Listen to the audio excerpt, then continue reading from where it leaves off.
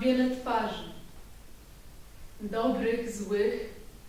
Jestem silna, słaba, boję się i kocham. Jestem pełna rozpaczy i nadziei.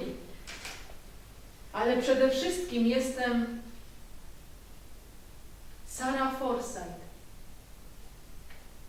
Ocalona. Najstraszniejsze w tym wszystkim były psy. Urodziłam się w poniedziałek, 26 stycznia 1976 roku w szpitalu królowej Elżbiety w Gateshead. Mój tata był drobnym miejscowym przedsiębiorcą, właścicielem 2 chłodni i restauracji. Finansowo wiodło nam się nieźle. Na pierwszy rzut oka musieliśmy sprawiać wrażenie szczęśliwej rodzinki. 3 żywych, rezolutnych dzieci, ładna, kochająca mama i tata pracujący na okrągło, żeby niczego nam nie brakowało. Jednak w 4 ścianach naszego domu wyglądało to zupełnie inaczej. Tata był brutalnym, złym człowiekiem, zwłaszcza po kieliszku. Okładał mamę pięściami, rzucał w nią przedmiotami, nawet ją ciął. Byliśmy przerażeni. Kiedy nasze wrzaski wreszcie przebijały się przez jego zawroczenie, jego reakcja była typowa. Do jasnej cholery, zabijcie się!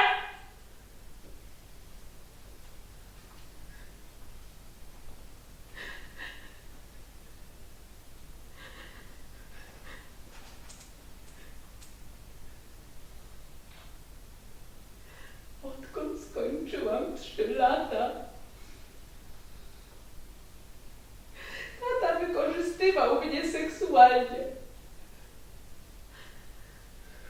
Kazał mi robić odrażające rzeczy, które, jak myślę, sprawiały mu ogromną przyjemność, a mnie radziły przez całe dzieciństwo.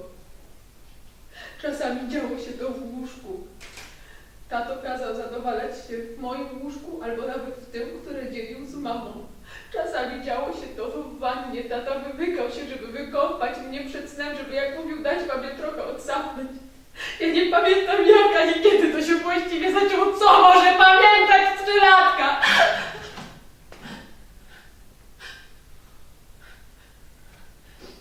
Ale dobrze pamiętam potworne uczucie strachu, który ściskał mi pierś i brzuch. Przyprawiał o zawroty głowy i mdłości, kiedy wiedziałam, że tata zaraz zacznie mnie dotykać.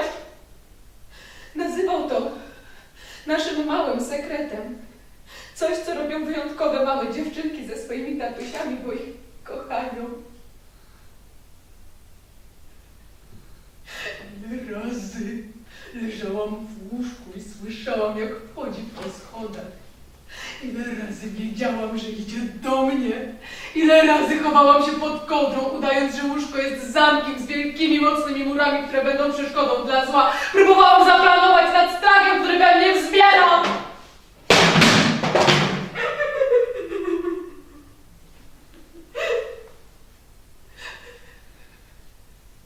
Ile razy z całych sił zaciskałam powieki, udając, że śpię. Byłam przerażona tak, że bałam się nawet oddychać. Oczywiście to nigdy nic nie zmieniało. Jeżeli tato mnie chciał, nie miał zamiaru dawać mi spać, więc czułam ciężar jego ciała na brzegu łóżka. Słyszałam jego oddech.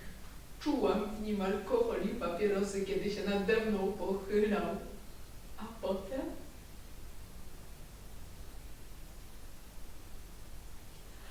A potem jego ręce wsuwały się pod kołdrę, ruszając bezpieczny teren mojego zamku.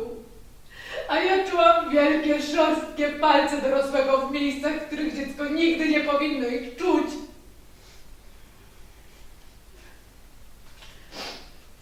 W miarę jak dorastałam, tata posuwał się coraz dalej, dostosowując się, jak mu się chyba wydawało, do mojego wieku. Już mnie nie dotykał. Teraz to ja musiałam dotykać jego. Dotykanie zmieniło się w głaskanie z jego nieuniknionym, kłopotliwym skutkiem.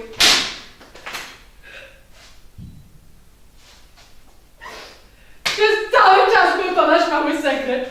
Coś tak wyjątkowego, że nikt nie byłby w stanie tego zrozumieć, więc lepiej nikomu nie mówić. Kiedy się zorientowałam, że to jest złe? Kiedy mnie olśniło, że tatusiowie nie robią tego z córeczkami? Normalni tatusiowie i córeczki. Chyba kiedy włożył mi go do ust. Na pewno zanim wepchnął go we mnie. Dobrze wiedziałam. Wiedziałam, że to kolejny sposób, w którym mój kochany tatuś z radością mnie rani. Nie wpychał we mnie jedynie palców i penisa. Wkładał mi do środka noże i nożyczki. Czasami mnie raniły, jak krwawiłam, ale nikt nie widział moich ran. Nikt! Że miałam je wewnątrz.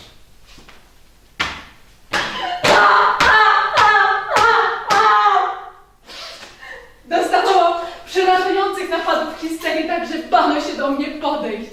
Czy mama zorientowała się, czym były spowodowane te nagłe, brutalne zmiany? Zawsze wydawało mi się, że musiała wiedzieć. Dlaczego wybrał mnie? Miałam brata, siostrę, których nie tknął! I pewnego dnia mój tata mi powiedział: nie jesteś moją córką, jesteś kogoś innego, Benkacie.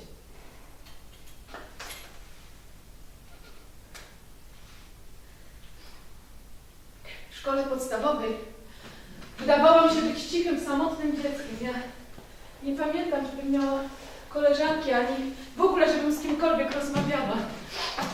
W wieku 7 lat już wiedziałam, że jestem inna przez to, co robił ze mną tata.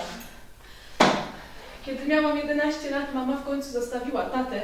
Doszła do wniosku, że nie może sobie ze mną poradzić. A kiedy skończyłam 12 lat, zostałam przeniesiona do domu dziecka. I co robiłam? Oczywiście nauczyłam się palić.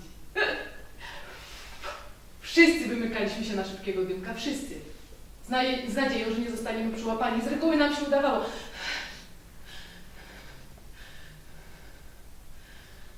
Tyle, że za każdym razem, gdy zapalałam papierosa, miałam wrażenie, że tata stoi pod domem.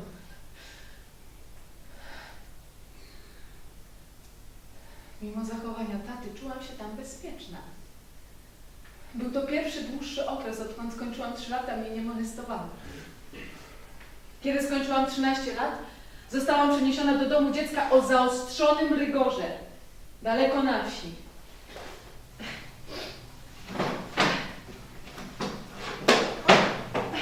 Mieszkało nas tam 25 chłopców i dziewczynek w wieku nastoletnim. W domu panowała ponura atmosfera. Zaprowadzono mnie do pokoju rozmiarów pudełka, w którym miałam spać. Bezpieczeństwo traktowano tam bardzo poważnie. Na tyle, że personel domu i nauczyciele byli nocnymi strażnikami, którzy patrolowali teren z dobermanami. To właśnie jeden z nich zaznajomił mnie z nowym miejscem już pierwszej nocy po moim przybyciu. Gdy przyszedł,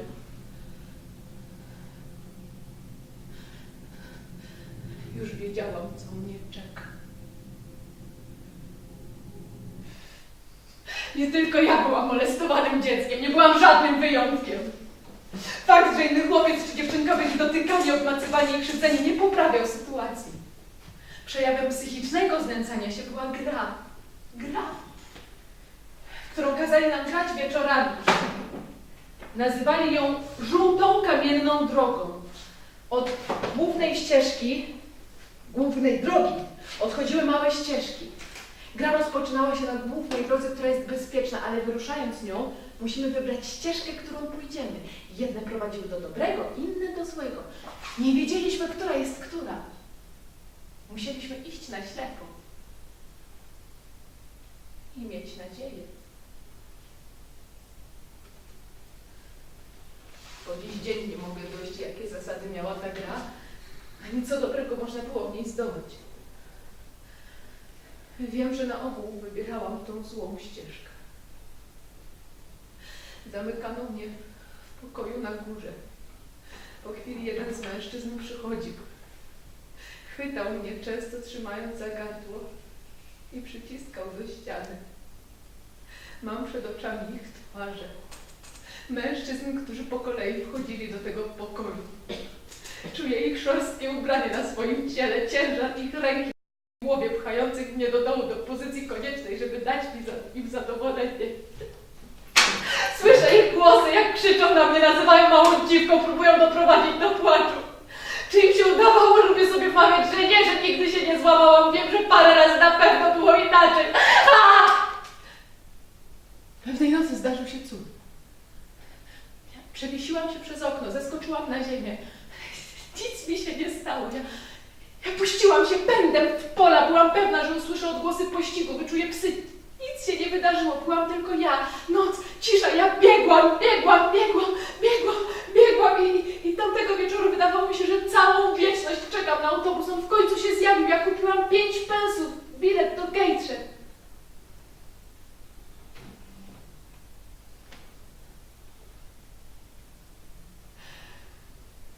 Było to najlepiej wydane 5 pensów w moim życiu.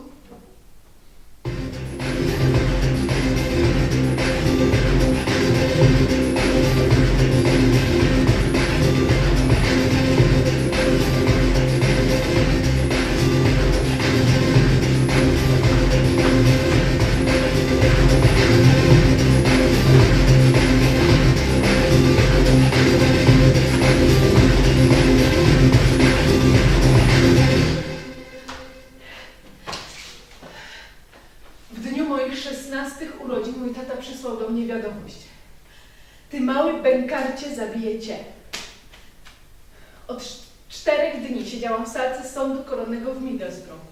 Mój tata miał proces. Usłyszałam jego wersję zdarzeń, że nigdy mnie nie tknął, chociaż byłam naprawdę trudnym dzieckiem, a już tym bardziej mnie nie molestował, bo nie był bydlakiem czy pedofilem. Sędzia popatrzył na tatę, stwierdził, że to najgorsza ze spraw, w jakiej przyszło mu orzekać, po czym skazał go na 8 lat więzienia.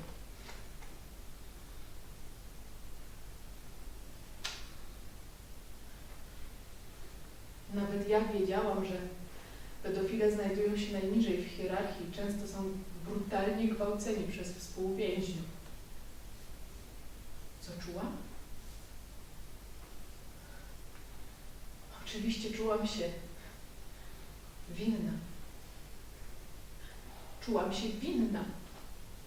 Mój tata zrobił ze mnie wspólniczkę tego podłego, brudnego sekretu. I teraz ja w dniu moich 16 urodzin czułam się winna za to, że wysłałam go do miejsca, z którego może nie wyjść żywy.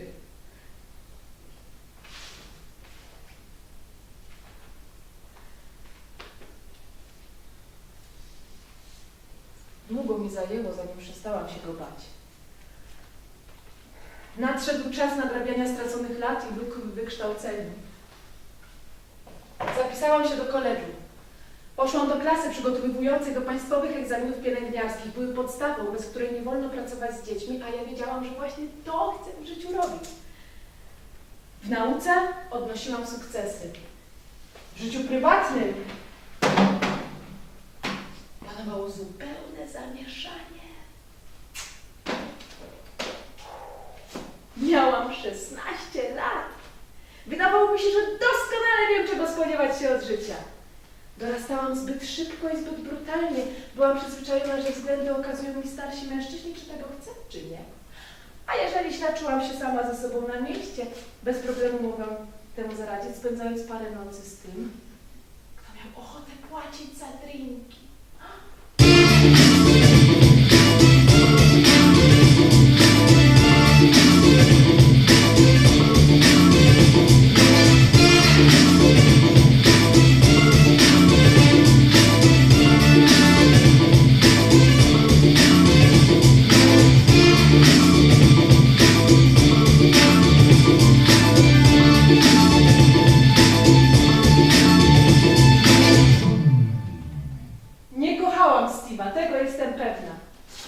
Steve nie kochał mnie. Dobrze się dogadywaliśmy, dużo się śmialiśmy. Pewnego dnia zorientowałam się, że jestem w ciąży.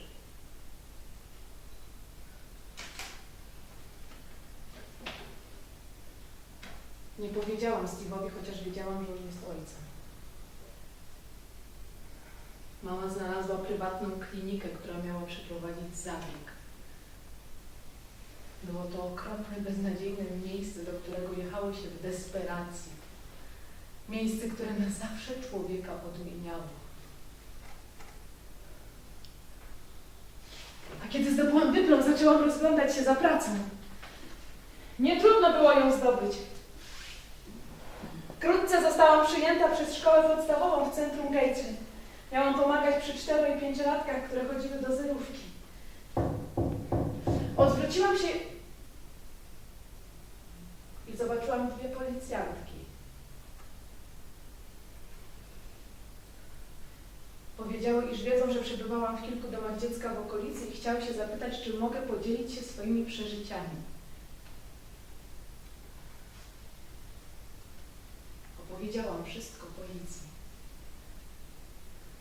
O moim pobycie w domu dziecka. Wskazałam im człowieka, który mnie krzywdził.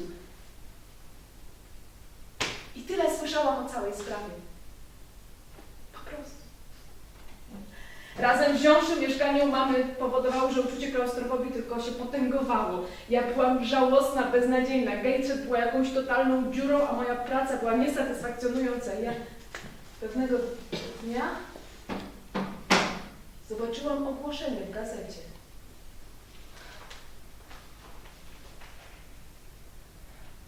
Poszukiwana pielęgniarka do pracy za granicą, możliwość zakwaterowania. Wydawało mi się to tak idealne, że bałam się, że wszystko sobie wymyśliłam. To był dar od losu, to jak nic mi się należało. Ja miałam zamiar chwycić go w obie ręce.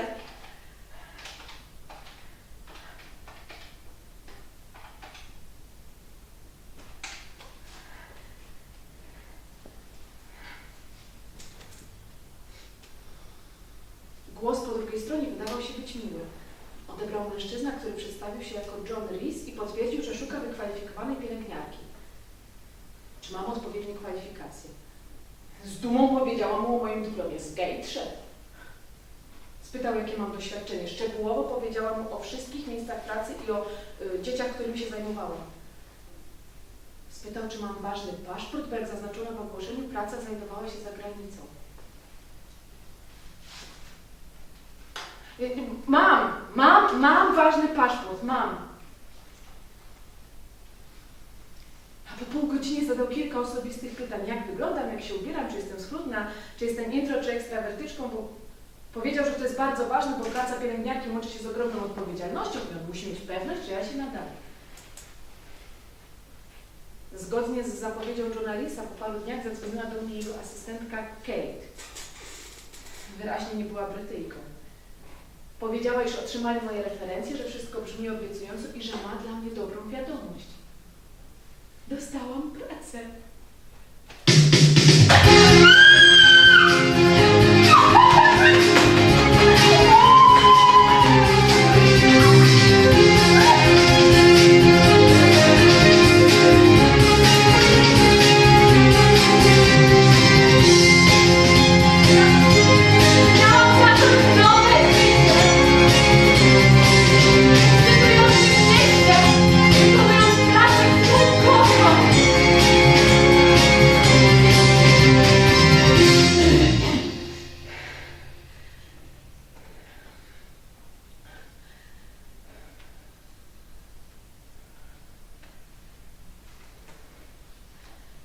Gdy wysiadłam z samolotu, znalazłam się w hali przylotów, czułam, że coś jest nie tak.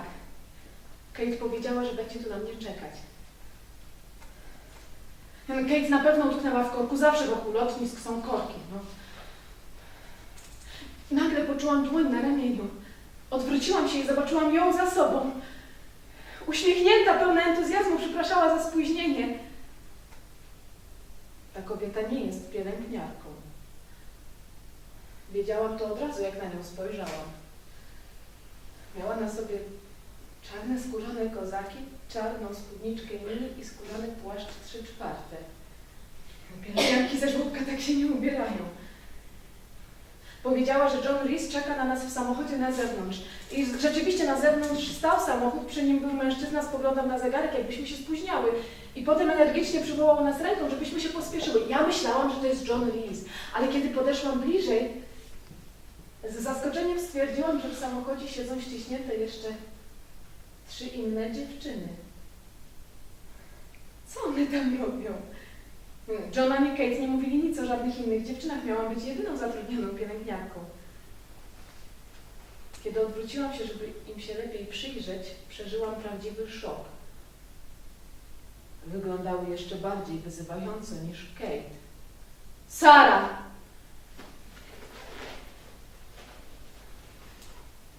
Odwróciłam się i zobaczyłam...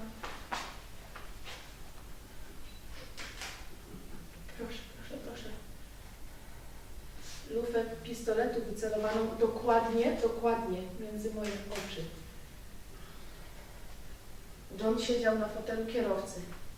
Prawą ręką manewrował między autami, w lewej trzymał pistolet. Wielki, śniący, groźnie wyglądający pistolet. Siedź cicho, nie rób głupot. Wyjmij paszport, oddaj go Kate, siedź cicho. Pokażę ci, gdzie będziesz pracować, żadnego żłobka nie ma, nie będziesz pielęgniarką.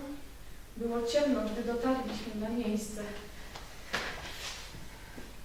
Ani słowa, bo odstrzelę ci łeb! Ani słowa, bo odstrzelę ci ten pierdolony łeb!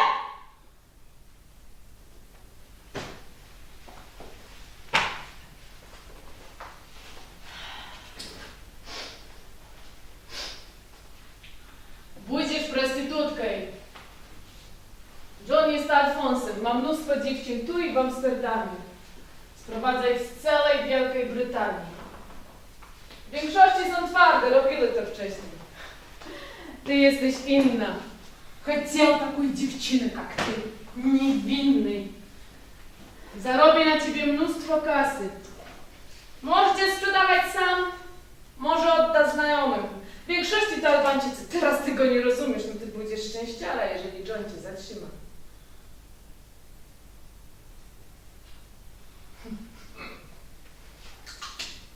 Będziesz to robić, bo musisz. John zabrał ci paszport, ja dałam go w samochodzie. Teraz należysz do niego, tak jak ja, tak jak drugie dziewczyny.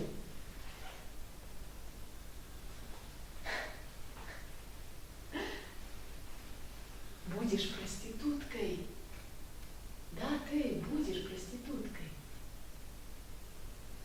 Jeżeli będziesz się stawiać, nakażę ci. Jeżeli zarobisz za mało, powiem. Jeżeli spróbujesz uciekać, zabiję cię. Takie są zasady. Ty by nie była pierwszej prostytutki, która to zaginęła. Musisz tylko zrozumieć, co ja do ciebie mówię. Ty będziesz prostytutką i zaczniesz работать завтра. Na twoim miejscu aby poszła spać, пока John po nas nie przyszedł.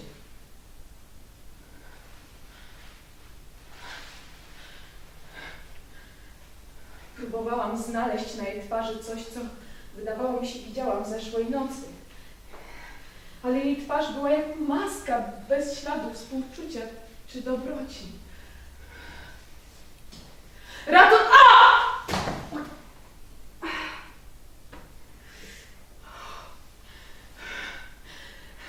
Miała 21 lat. Chris miał 29. Nie chciała nic mówić o swojej rodzinie. Powiedziała tylko, że nikt nigdy się nią na tyle nie interesował, żeby martwić się o jej los.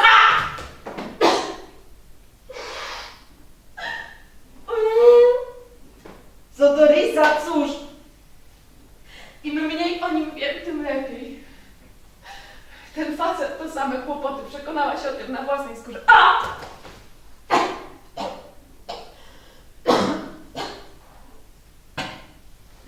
Dlaczego z nim była? Powiedziała, że chyba go kocha. Wie, że facet jest skończonym łajdakiem i mają gdzieś, ale go kocha. No wiem, naprawdę mi przykro, no naprawdę. To był pomysł Johna i nie powinna była się godzić. Когда я звонила до тебя по телефону, я видела, что ты добрый человек. Я тебе уфала. Я даже ненавидела себя за то, что тебя шукала. А? Teraz to ty już nie szumi, Sara. Все, zatknись. Pozdna. John powiedział mi, wytłumacz im wszystko, pokaż jak to się robi, pilnuj, żeby pracowała. Wiesz co będzie, jeśli tu wrócę i nie znajdę i lepiej, żeby była kasa.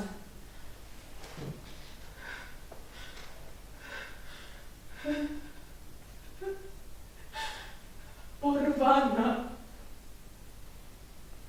Nikt nie wiedział, gdzie jestem. Nikt, komu by na mnie zależało. Mamie powiedziałam, że zadzwonię za parę dni. Nie czekała na telefon ode mnie.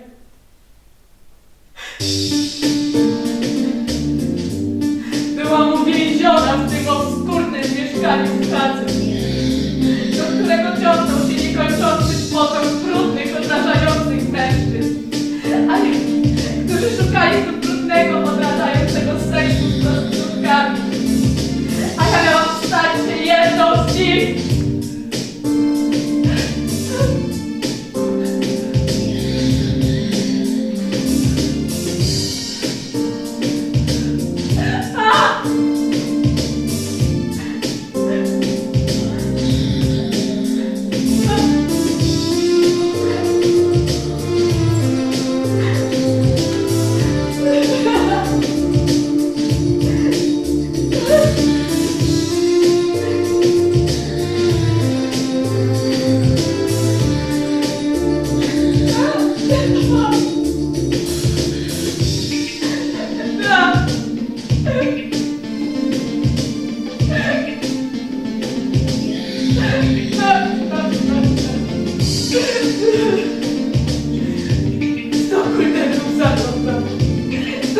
Jeśli mam być taka, pewny seks 150 kulderów. 100 kulderów zarobę. 120, jeśli mam być taka, pewny seks 150 kulderów. 100 kulderów za nocę, 120, jeśli mam być taka.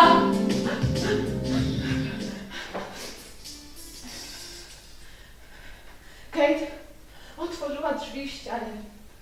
Prowadziły do małego pokoju z niewielkim łóżkiem w głębi i wielką szklaną witryną wychodzącą na ulicę. Wciągnęła mnie do środka, zaciągnęła kotary, żeby nikt nie mógł zajrzeć przez szyby. Nie przejmuj się. Wyręczę ci dzisiaj. O. Zajmuj się klientem. Kiedy John przyjdzie, powiem, że ty też paru obsłużyłaś. Dam ci trochę mojej kasy. Będzie mu dawała, że ty też je zarobiła. Tylko nie rób kłopotów. Cicho. Obie za to gorzko zapłacimy. Przyglądaj mi się z boku, a jak kogo wpuszczę, patrz za dwie jej. Dobra? No. Masz się dzisiaj wszystkiego nauczyć. Jutro już nie będę za ciebie robić. Ja nie tulę.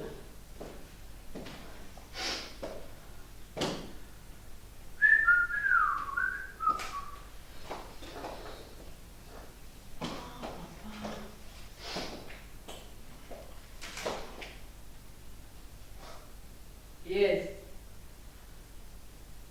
Facet jest wyraźnie zainteresowany. Daj mi towar. Ну да, давай, ну, Чарли Кока, ну. Да ёб твою мать, Чарли Кока, кокаин! Закрой рот, выглядишь как ёбаная золотая рыбка.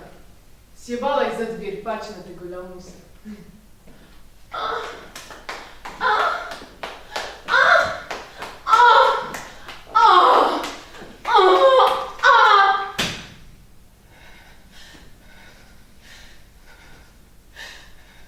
Cała akcja trwała 10 minut. Pełny seks. Facet nie zwracał uwagi, czy Kate jest naga, czy nie. Może nie chciał płacić dodatkowo. Ona wzięła od niego pieniądze, chwyciła prezerwatywę. Poszła do łóżka, on poszedł za nią. Zdjął spodnie i bokserki na tyle, żeby uwolnić członek. Po krótkiej rozmowie ona założyła prezerwatywę i uklękła twarzą do mnie. On ukląkł za nią, ona przesunęła fiki w bok. Patrzyłam, jak zalicza ją szybko i ostro. Kate miała twarz znudzoną, jakby ją w ogóle nie obchodziło, co z nią robi ten facet. To niemożliwe, ją musiało to obchodzić.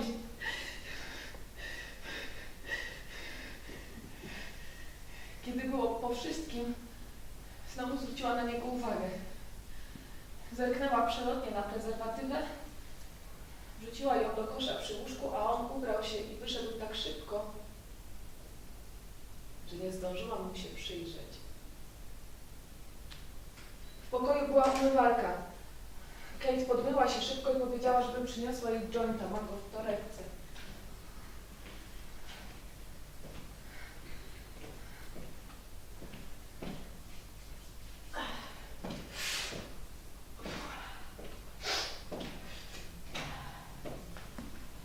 Co widziała? Nie bądź idiotką, musiała co widzieć. No co ja robiła?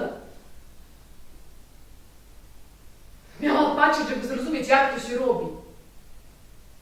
No przykro mi, naprawdę mi przykro, no nikogo nie jebет, czy ty czujesz. Будешь проституткой, будешь работать в этой витрине, будешь зарабатывать своим телом pieniądze po 8 godzin dziennie. Więc wbij sobie do głowy, stąd nie uciekniesz! Możesz najwyżej dowiedzieć się, jak bezpiecznie wykonywać tu robotę i jak radzić sobie z bolem, cierpieniem, obrzydzeniem, które będziesz czuć! Pytam jeszcze raz, co widziała?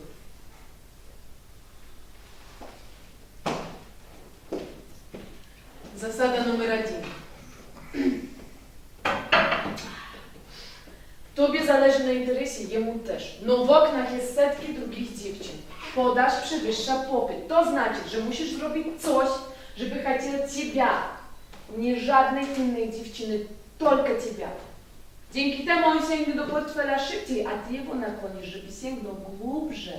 Dlatego zasadnicze znaczenie ma to, co robisz, kiedy masz go przed szybą. Zasada numer 2, kiedy wchodzi, płaci bez wyjątku. Chodzi o to, żeby wyciągnąć z nich jak najwięcej kasy. Pamiętaj, za wszystko płacić ekstra.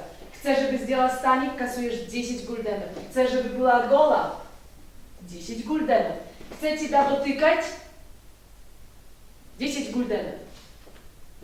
Chce czegoś ekstra? Nazywasz swoją cenę tylko, jeśli ty gotowa. 2 wещей nie robisz nigdy. Nie celujesz i nie robisz niczego bez prezerwatywa. John lubi, żeby jego dziewczyny były czyste. Zakładasz kolesiowi gumkę, kiedy skończysz, ściągasz. Dzięki temu masz pewność, że nie sunęła się w ciebie i że nie jest pęknięta. No już to już. Nie próbuj oszukiwać Johna. Вот это да. On policzy prezerwatywy cię z kosza i te, których ty nie ruszyła. Będzie znać, że go oszukujesz. Ty by nie chciała, żeby on tak podumał.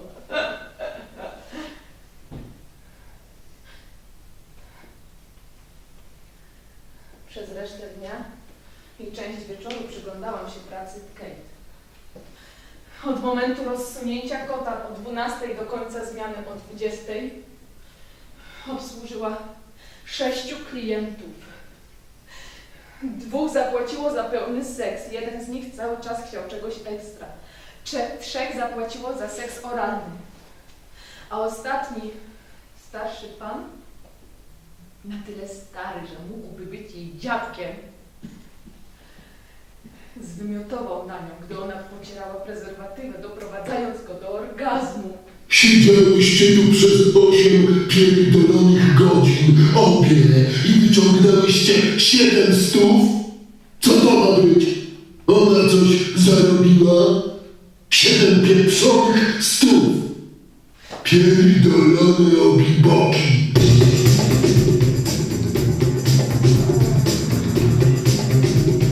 Była 10 rano, a ja zaraz miałam stać się prostytutką.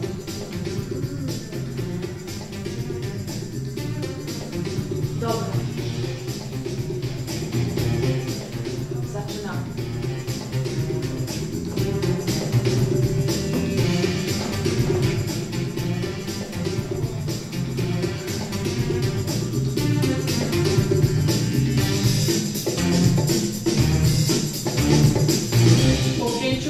do moich drzwi podszedł mężczyzna. Nie robiłam nic, żeby go zwabić. Wiedziałam, że chce wejść do środka. Wiele razy widziałam ten wyraz twarzy. Odrażające zwierzęce pożądanie i adrenalina sprawiały, że jego oczy były zimne i świńskie. Otworzyłam drzwi. Był 50-letnim Holendrem. Wyjął portfel, powiedział, że chce wszystko. Wymamrotałam coś o 200 kuldenach, a on podał mi zwinięty plik banknotów. Starałam się wymazać kolejnych kilka chwil. Starałam się, to nie udało. Przez cały czas płakałam, jemu to się chyba podobało, bo robił to coraz ostrzej. Ile to trwało? Miałam wrażenie, że całe godziny nie mogło trwać więcej niż 10-15 minut.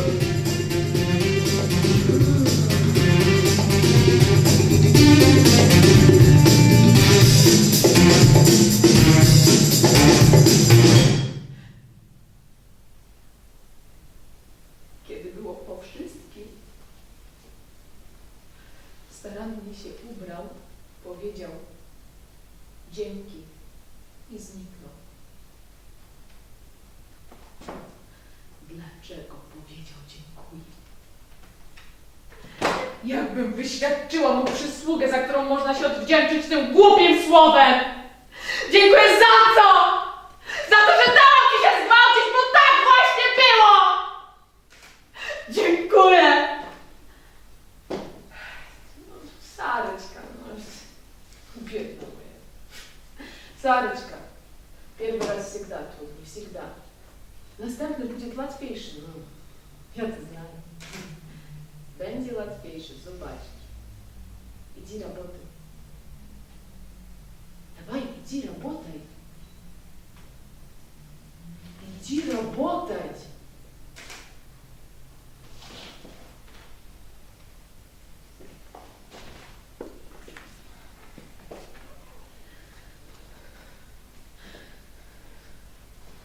Do obiadu obsłużyłam jeszcze 2 mężczyzn.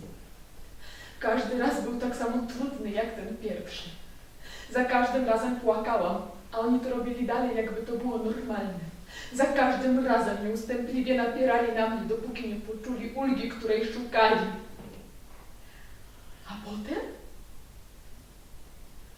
A potem mówili dziękuję i znikali. W pewnym momencie pod moją witryną znajdowało się coraz więcej mężczyzn. W przygnębiającej liczbie chcieli wejść do środka. Podczas jednej z niewielu przerw spytałam się Kate, dlaczego stałyśmy się tak popularne.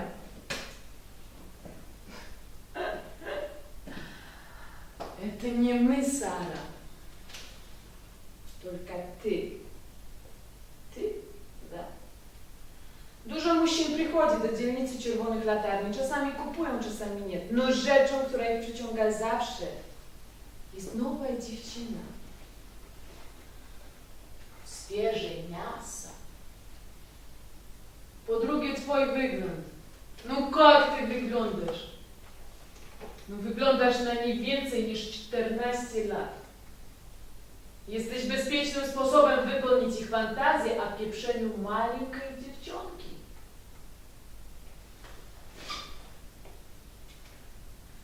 Jakby na potwierdzenie ich słów,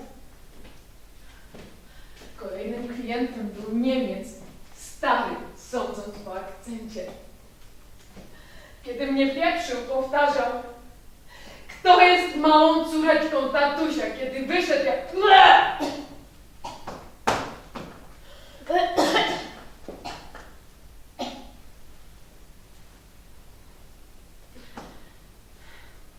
Kate dotknęła mojego ramienia, wyjęła jointa i pokazała, że tego właśnie mi trzeba.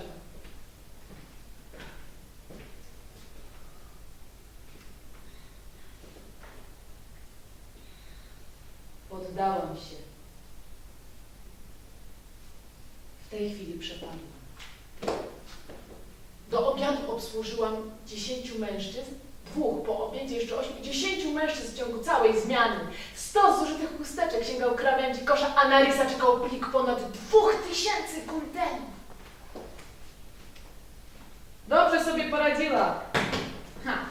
To twój pierwszy dzień! Następny końce łatwiejszy. Teraz to ty jesteś już prosty, jak nas tu nazywają.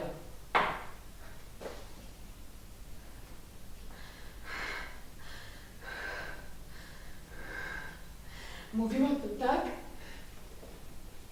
jakbym miała być z czegoś dumna. Jakbym zrobiła coś wyjątkowego. Czułam się tak, jakbym miała dostać jakąś surrealistyczną odznakę skauta. Dobra robota, Saro Forsyth. Dostajesz odznaczenie za pieprzenie się z facetami za pieniądze. Good job. Jesteś przyjęta do zastępu Prosty.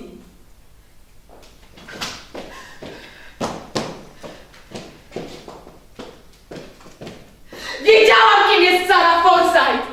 Kim będzie od tej pory! Tanią dziwką! Nie było Sary Forsyth, wykwalifikowanej pielęgniarki z Gejczy, to była stara Sara. Ta nowa, która żyła, raczej egzystowała. Znacznie się od niej różniła. Była prostytutką.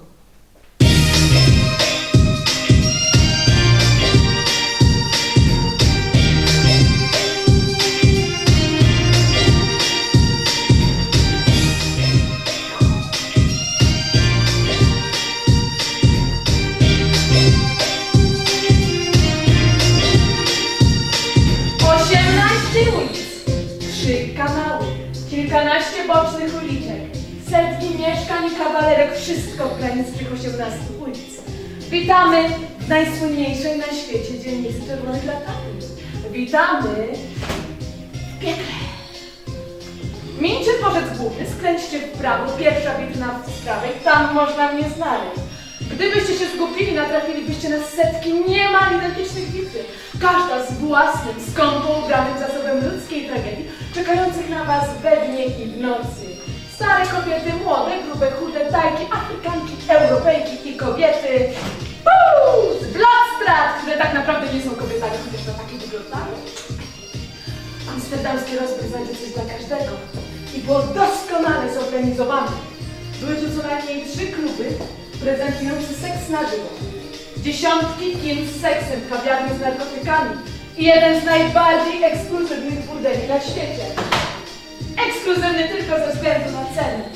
I niemal 500 wystawionych na widok publiczny prostytutek w ponad 350 oświetlonych nonami witrynach.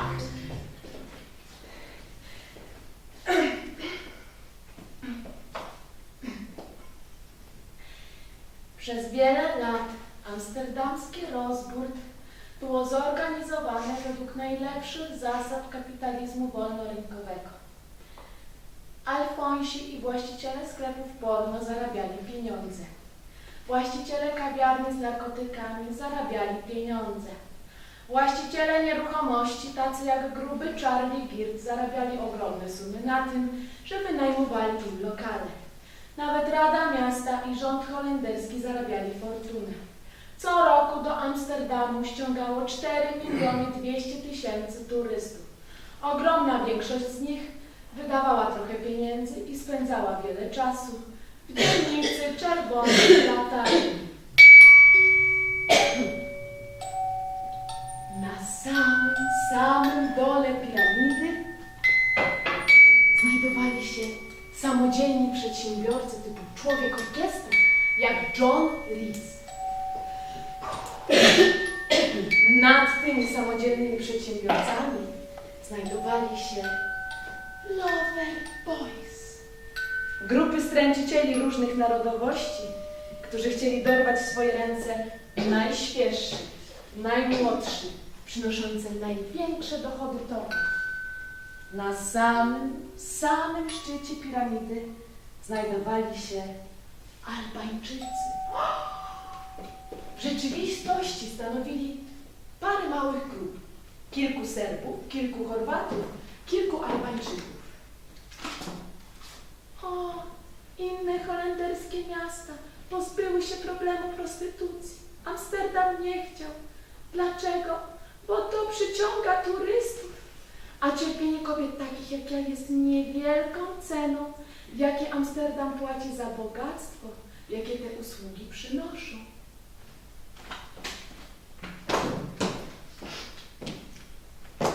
Kim są ci wszyscy turyści?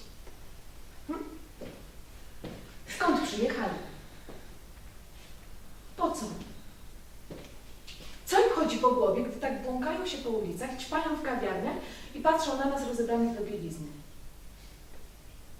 A widziałam niemal wszystko. Byli rozmaici. Od zorganizowanych wycieczek, potłąpianych kibiców reprezentacji Holandii. Do dzielnicy Czerwonych Latarni przyjeżdżali Brytyjczycy organizować swoje wieczory kawalerskie, a także dziewczyny organizować wieczory panieńskie w dziwnych kostiumach. Widywałam to również zwykłych facetów, którzy z ponurą determinacją chcieli unurzać się w błocie, ile tylko się da. Były tu również panie, które szukały swoistego dreszczu podniecenia w tym jakże niezdrowym miejscu. Liczne były rodziny z dziećmi nastoletnimi lub całkiem małymi. Co do kurwy ci rodzice mówili o nas swoim pocieką? Co? Dali się nabrać na te pełne hipokryzji amsterdamskie brednie? Tak, kochanie, ta pani jest prostytutką i tak postanowiła zarabiać na życie i jest bezpieczna, bo pracuje w wyznaczonej dla tego strefie Czerwonych Latarni. To im mówili? Jeżeli tak, jestem pewna, że ich dzieci tu wrócą jako dorośli. Może jako klienci? A ilu ich było? Może dlatego, że wierzyli, że jestem nieletnia, może dlatego, że byłam najświeższym towarem w dzielnicy. W każdym bądź razie obsługiwałam 10 dziennie, 10 facetów z grubymi portfelami, ciężkimi jajami i bez śladu współczucia w sercu.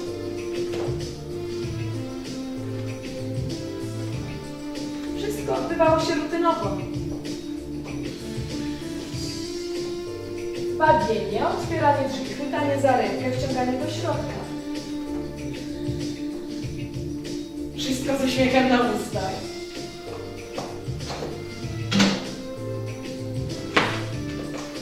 Miałam dać im to, czego obiadu nie dawałam żony. Sprawiałam, że czuli się wyjątkowo pragnieni, a nawet cenieni.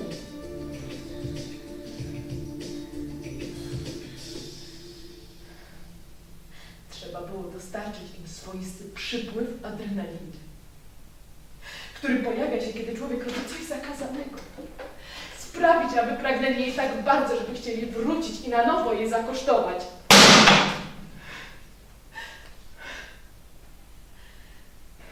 Po pierwsze, nauczyłam włączać się myślenie. Odpływałam od świata, w którym mężczyźni byli gotowi mnie zgwałcić, do świata nicości, w którym nic się nie działo. A druga sztuczka, stosowana równolegle, dzięki której ta pierwsza kończyła się powodzeniem? Dojdziemy do tego wkrótce. Każdy dzień był taki sam. Pieprzenie, mycie, papieros albo kilka, znowu pieprzenie, znowu mycie, znowu papieros, tak w kółko, bez jedzenia na MMS-ach, z nadzieją, kęsów czegoś tłustszego w drodze do miejsca, w którym spałyśmy.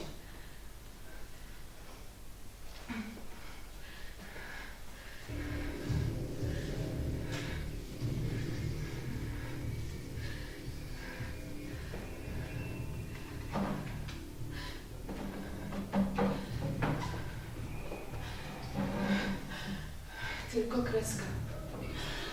Tylko mała kreska. Weź sam brzeżek, żeby ci pomogło. Dobra. Tylko mała kreska, żeby było łatwiej z następnym klientem.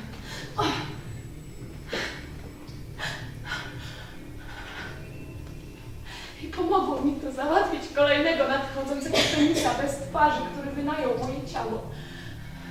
A potem kreska pomogła mi z następnym i z kolejnym. Aż do ostatniego tego dnia. I tym sposobem dałam się wciągnąć. Chyba nawet przestałam czuć, kiedy się we mnie wdzierali. To właśnie najbardziej mnie zachwycało. Moc wyłączania zmysłów, jaką dawała mi koka. Problem w tym, że po takiej ilości kokainy energia cię rozpiera! Za bardzo potrzebny jest chaos, żeby się uspokoić. Za bardzo kolejna kreska rozwiąże problem. Codziennie ta sama wstrętna rutyna. Pan Charlie, trochę starego Mr. Hasha. Oto mali pomocnicy Sary!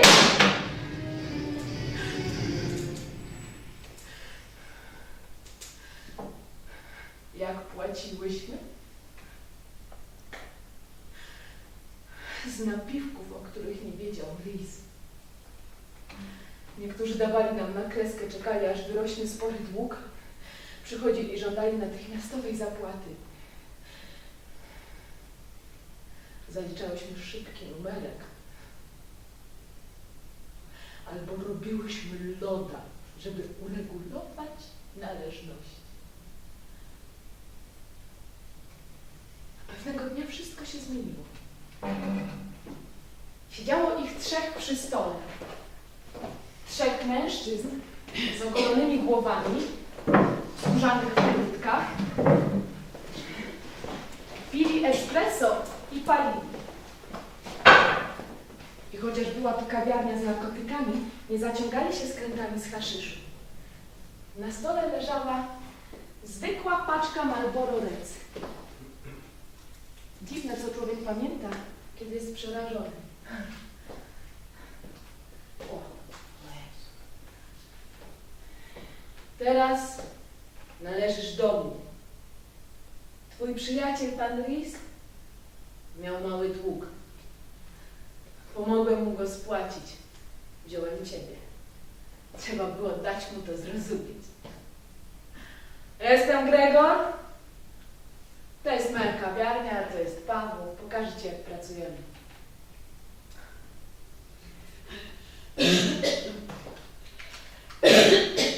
Zostałam sprzedana. Żywa, ludzka, oddychająca istota przehandlowana za długi jak samochód czy nieruchomość. Razem ze mną były Polka i Czeszka. Wiedziałam, że opuszczamy dzielnicę Czerwonych Latarni i jedziemy do otaczającej ją dzielnicy przemysłowej.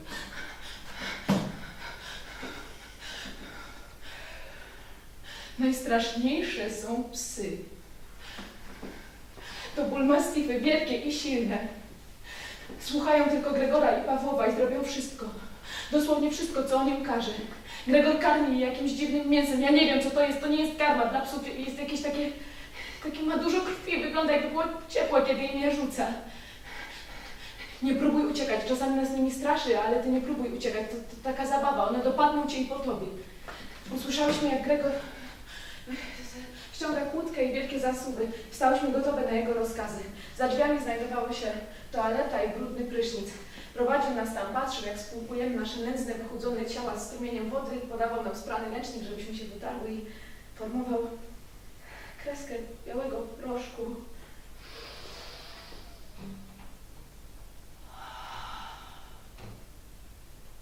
Na desce sedesowej. Gregor nie zgadzał się z zysków mniej niż z 17 czy 18 dziennie. Masz zmusić klienta, żeby cię pieprzył.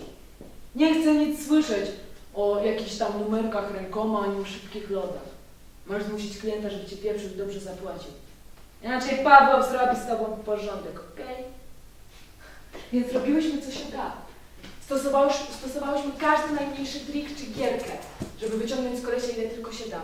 Facet łykał ckliwe historyjki? Wymyślaj ile wlezie. Chciał ostrego seksu, chciał czuć, że cię boli? Jędź, bij się i mów, że cię boli, ale ma nie przystawać. Kolejna 20 może ci krzywdzić dalej. Czy bolało w ogóle? Wtedy w dużej mierze narkotyki tłumiły ból, nawet nieuniknione bolesne pieczenie po obsłużeniu 150 klientów tygodniowo. Ból? Co z tego? Kolejny joint, kolejna gruba kreska i zniknie.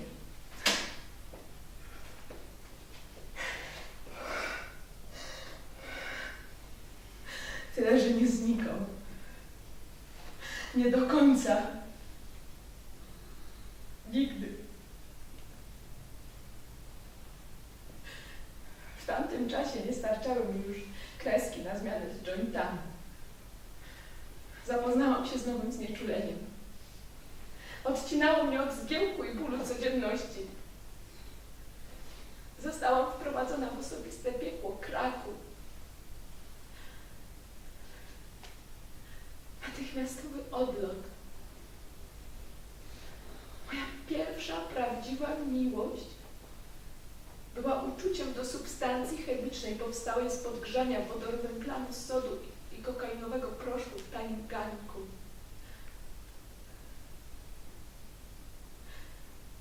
Gdy raz zaznałam niepamięci dzięki Krakowi, stałam się jego beznadziejną niewolnicą. A Gregor jeszcze mówił: za mało przynosisz pieniędzy od klientów, za dużo wydajesz na krak. Innym razem szczuł nas psami, żeby nas zachęcić do pracy. Gregor stawał z psami przy nodze. Mówił coś do nich powolnym, miarowym głosem, a one spokojnie zbliżały się, dopóki nie znalazły się tuż przed naszymi twarzami. Wtedy je zatrzymywał. My czekałyśmy, czy nie wyda komendy brać je.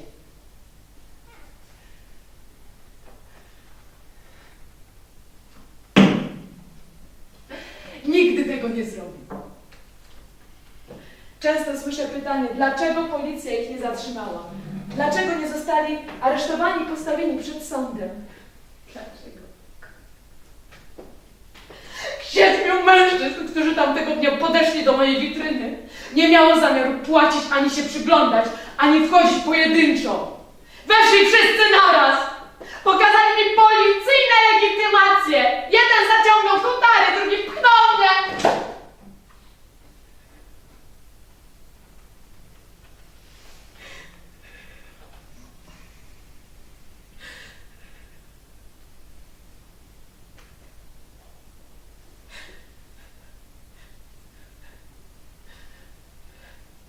Gwałcili mnie po kolei. Cała 7. Potem wyszli razem. Podziękowali chłodno i ironicznie za gratisowy numerek.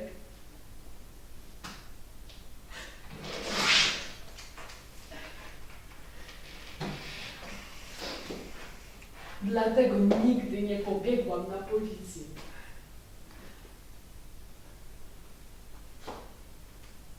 A wy byście pobiegli?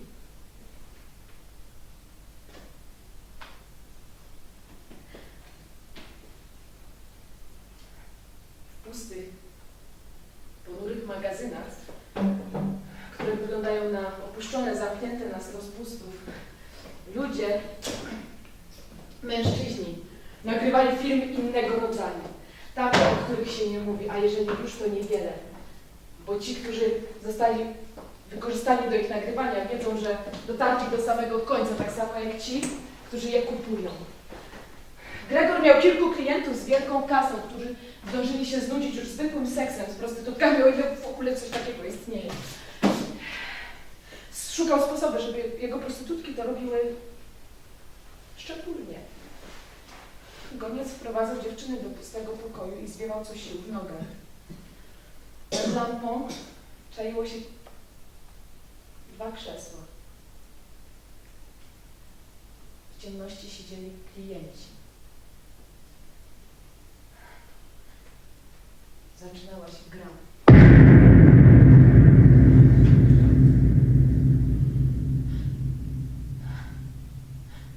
Nie znałam tej dziewczyny z naprzeciwka. Widocznie świeży towar w dzielnicy.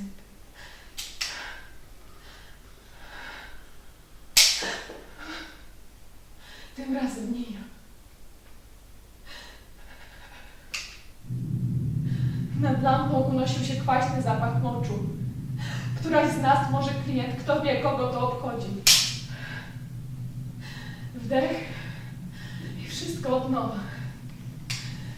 O czym myślałam przez cały ten czas?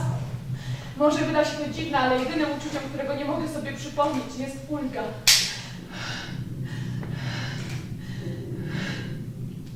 Najwyraźniejszym wspomnieniem tamtego wieczoru są wszechogarniające wyrzuty sumienia. Czułam się odpowiedzialna za tą dziewczynę, że ona mogła zginąć, a ja przeżyć. Ale towarzyszyło mi jeszcze jedno uczucie. Za każdym razem, kiedy spust klikał na pustej komorze, czułam się oszukana.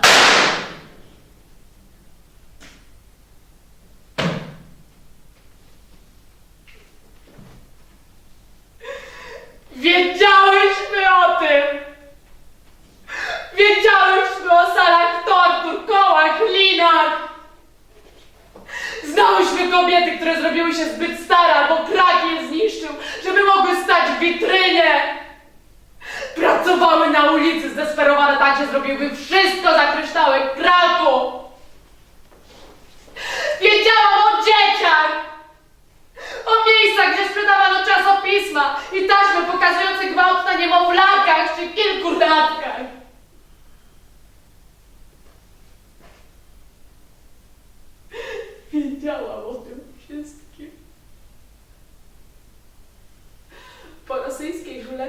Myślałam, że nic mnie gorszego nie spotka. Jakże się myliłam.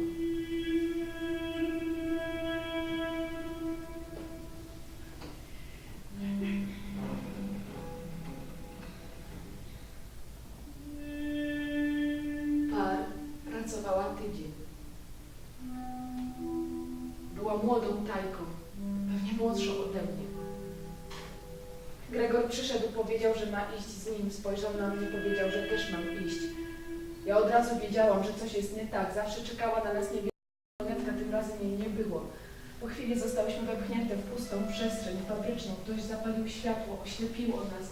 Po chwili zobaczyłam czerwone kontrolki kamer i dwóch ogromnych mężczyzn rozebranych do pasa z łańcuchami wokół torsu. Ktoś kazał nam się rozebrać. Zrobiłyśmy to. Zostałyśmy wepchnięte w krąg światła. Mężczyźni nas chwycili. Jeden z nich uderzył mnie w twarz, rzucił na ziemię, zaczął pieprzyć. Wyłączyłam się, tak jak z klientami, czekałam, aż pieprzenie się skończy.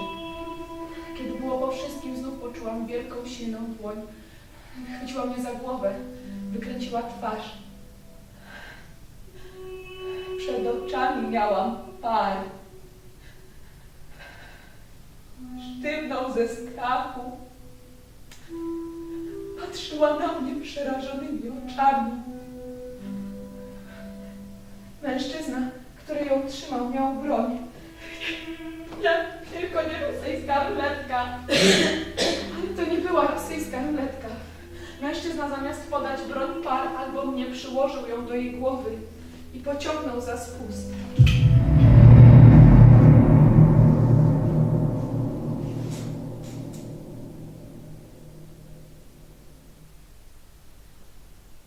Nigdy nie zapomnę tego dźwięku.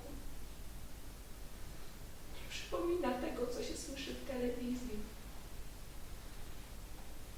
Twarz Par eksplodowała. Patrzyłam, jak kula strąca jej głowę z szyi. A kiedy rozległ się huk, znalazła się pod moimi nogami.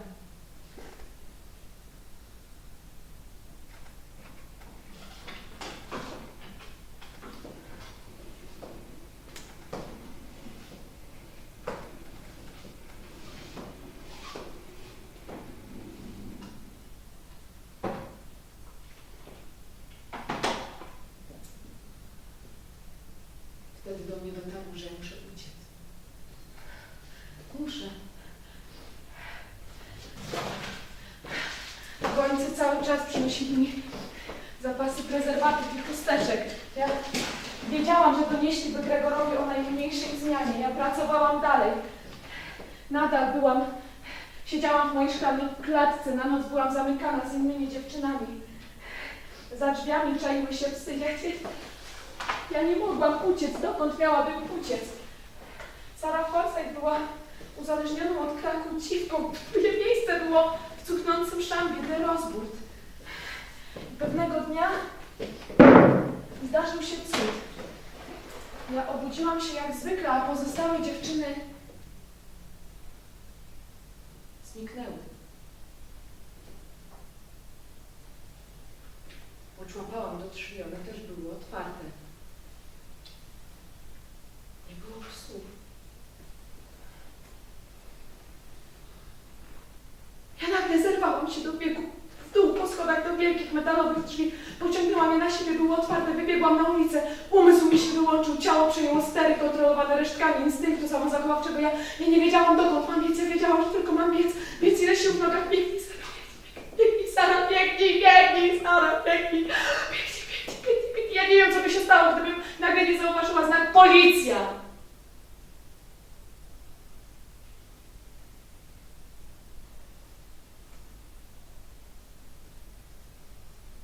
Na ciężkich, ołowianych nogach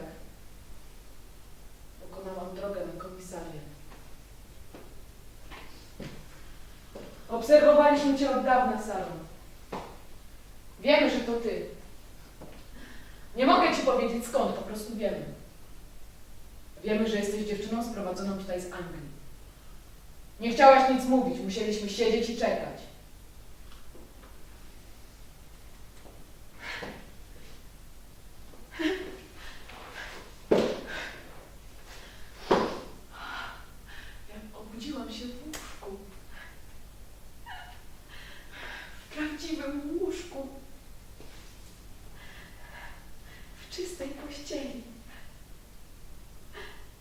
Nie wiedziałam. Skąd miałam wiedzieć, że te małe białe pigułki, które przepisał mi lekarz, były na bazie morfiny. Narkotyku z tej samej rodziny co heroina. Nigdy nie brałam, nie byłam uzależniona od morfiny, ale kiedy spałam w moim wyczerpanym ciele, zachodziła podstępna zmiana. Uzależniało się od morfiny. Nie wiedzieli, skąd mieli wiedzieć, że zamiast mi pomagać, robią ze mnie narkomankę innego rodzaju, która kolejnych 12 lat przeżyje w uzależnieniu od morfiny.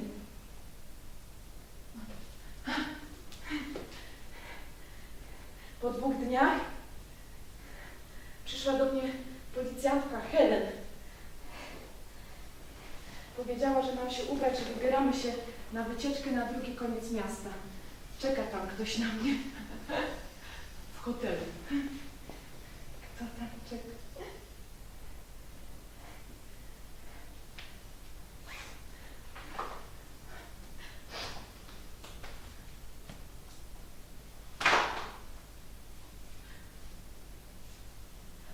Mama?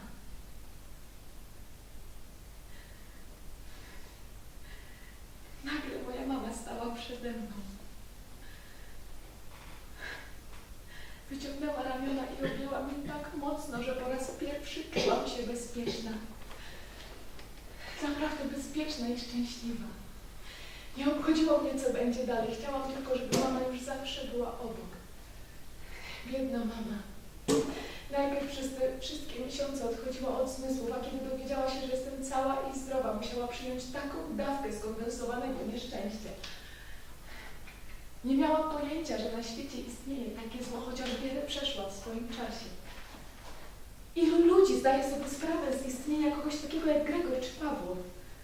Z istnienia pozbawionego zasad świata dzielnicy czerwonych latarni. Ale poza tym, że obciążyłam ją swoimi smutkami, chciałam zadać jej parę pytań. Dlaczego mnie nie szukała? Dlaczego nie zmartwiła się, chociaż mówiłam, że zadzwoni? Jak to nie dzwoniłaś? Jak? Oczywiście, że dzwoniłaś. Dzwoniłaś zawsze późno w nocy. Rozmowy były bardzo krótkie. Mówiłaś, że są drogie, ale kochanie, dzwoniłaś. No, przecież byłaś ze znajomymi w barze, po pracy. Mówiłaś, że jest późno, że tylko na krótko. No, oczywiście, że dzwoniłaś. Słoneczko to moje. No przecież gdybyś nie dzwoniła, ja bym cię przyjechała szukać.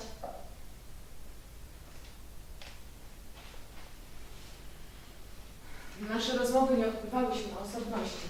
Cały czas przy nas byli Helen, Leon. Dopytywali, wyciągali informacje, nalegali. Ja byłam zaskoczona, jak dużo wiedzą. To dzięki temu mogli odpowiedzieć mi na jedno bardzo ważne pytanie. Jakim cudem udało mi się tak łatwo uciec? Powiedzieli, że po dzielnicy Czerwonych Latarni krążyła plotka niewiadomego pochodzenia o masowych aresztowaniach. Wielu stręczycieli, w tym Gregor i Pawłow, stwierdzili, że lepiej wiać z Amsterdamu. Aresztowano parę osób. 5 postawiono poważne zarzuty handlu ludźmi i bronią. Policja zatrzymała Johna Risa. Kate również została zatrzymana i posądzona o popełnienie tych samych przestępstw. Wszystko, co powiem, będzie wykorzystane przeciwko niej. Przecież była tylko jego pionkiem. Jak myślicie, jaką karę wymierzył mu sąd? Ile waszym zdaniem powinien dostać? 2 lata. 2 lata. Kate dostała 7 miesięcy. Nie mogę powiedzieć, że jestem dumna z kilku kolejnych lat. W 97 opuściłam klinikę, ale nadal byłam uzależniona od morfiny. Może to tłumaczy mój kolejny krok, może, bo zrobiłam coś bardzo autodestrukcyjnego. Zaczęłam spotykać się z Kate. Nie kochałam jej. Pociągała mnie ze wszystkimi tego konsekwencjami. Czułam, że potrzebuję czegoś, że czegoś mi brakuje. Ludzkiego dotyku oddanego z miłością. Jeżeli miłość była zbyt dużym wymaganiem, to chociażby z uczuciem. Kate musiała czuć to samo, bo między nami zrodził się związek trwający 9 długich miesięcy. Sytuację pogorszał fakt, że po wyjściu z więzienia Kate zgodziła prowadzić się burdel. Nie wiem, czy docierało do mnie, że tak samo wykorzystuje te dziewczyny, jak ja byłam wykorzystywana. Powinien docierać. W 2001 znowu zaczęłam brać narkotyki i stoczyłam się najniżej, jak tylko się da.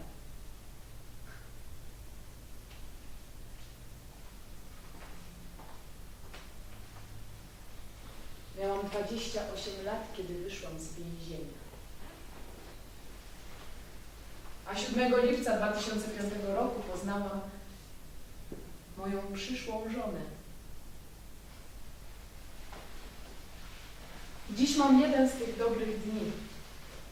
Jestem w mieszkaniu z kobietą, którą kocham i mogę spokojnie myśleć o ludziach, z którymi zetknęłam się w życiu. Czeszki i Polki z domu Gregora.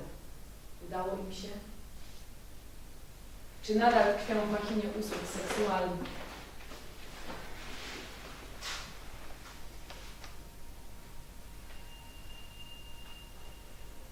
Par. Biedna, przerażona par.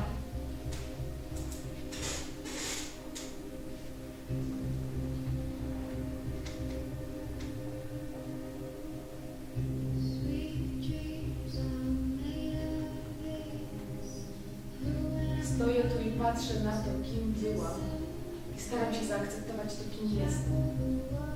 I chociaż moje życie bywa trudne, nie może równać się z piekłem, w którym te dziewczyny tkwią po dziś dzień. Wiem, że muszę mówić dla nich. Byłam molestowanym dzieckiem, niewolnicą seksualną. Porwano mnie i zrobiono uzależnioną od kraku dziwkę. Stałam się kłamczuchą i złodziejką. Jestem siostrą, która uwielbia swoje rodzeństwo, chociaż nie rozmawiałam z nimi od ponad 10 lat. Jestem córką, która kocha swoją matkę, chociaż rzadko ją widuje. Jestem lesbijką i poślubiłam osobę, którą kocham. Mam wiele twarzy, dobrych, złych. Jestem silna, słaba, boję się, kocham. Jestem pełna rozpaczy i nadziei.